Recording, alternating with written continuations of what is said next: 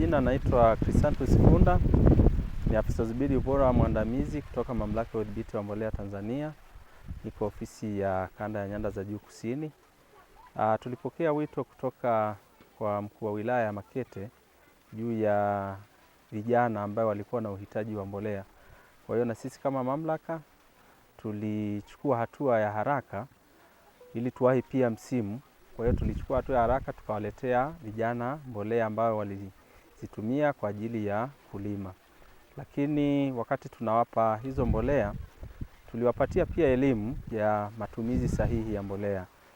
Na baada ya kwenda kuzitumia mashambani, kwa hali ya mashamba ya kwa sasa hivi inaridhisha.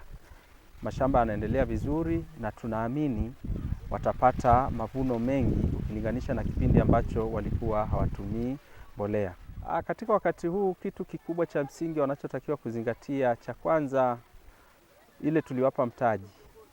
Mtaji wanatakiwa waulinde ili waendelee kulima kwa kufuata kanuni zote za kilimo, kwa maana wapate pembejeo ambazo ni bora na waweze kupata uzalishaji ambao ni mkubwa. Kwa hiyo mtaji huu ambao watakuwa wameupata mwaka huu wanatakiwa waulinde na waendelee kutumia mbolea na msimu mwingine unaokuja na misimu mingine inayofuata, kwa sababu kama ni kianzio cha mtaji wameshakipata.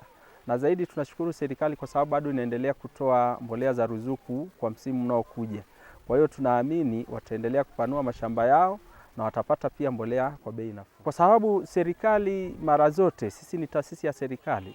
Serikali kama jukumu lake la kwanza la msingi ni kuwawezesha wananchi wake kiuchumi.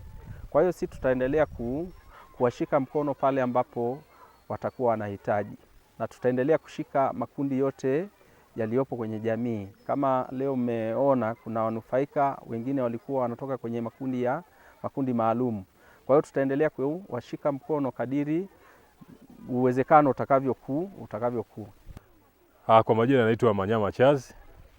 Mimi ni afisa kilimo kutoka ofisi ya kilimo ya wilaya Makete, lakini pia ni mkaguzi wa mbolea katika halmashauri hii ya wilaya Makete.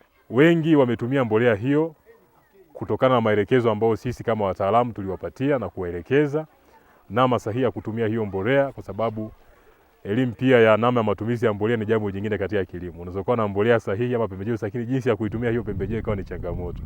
Kwa pia katika eneo hili tulijitahidi kama wataalamu tukawapatia elimu sahihi ya kwamba namna gani watumie hiyo mbolea waliopatiwa ili iweze kuleta tija katika mazao yao. Na tumejaribu kufanya ufuatiliaji kwa vijana wengi. Tumefuatia vijiji vyote ambavyo wakulima hawa ama vijana hawa walipata mbolea na kuangalia mashamba yao yanaendeleaje. Kuna ambao walitumia mbolea hiyo na tayari wameshavuna, na ushuhuda ni mzuri kwamba wamepata mavuno mazuri wakilinganisha na kipindi cha nyuma ambapo walikuwa hawatumii mbolea kabisa. Lakini pia kuna ambao wao walipanda mwezi wa 3, kwa maana katika msimu wa kilimo Makete huwa tuna awamu mbili za kupanda viazi. Kuna vile viazi ambavyo vinapanda mwanzoni mwa msimu kwa maana mwezi wa 8, mwezi wa 9 na mwezi wa 10, lakini kuna vile viazi ambavyo vinakuwa ni vya mara ya pili, vinapandwa kuanzia mwezi wa 2 na mwezi wa 3. Kwa hiyo kuna ambao vijana ambao wao mazao yao bado yako shambani na tunaendelea kuwafuatilia na kuona maendeleo ya mazao yao. Lakini wote ambao tumewafuatilia mazao yao ni mazuri na matarajio tunaona ni mazuri kwamba watavuna sana kulingana na hali ya mazao shambani jinsi yalivyo.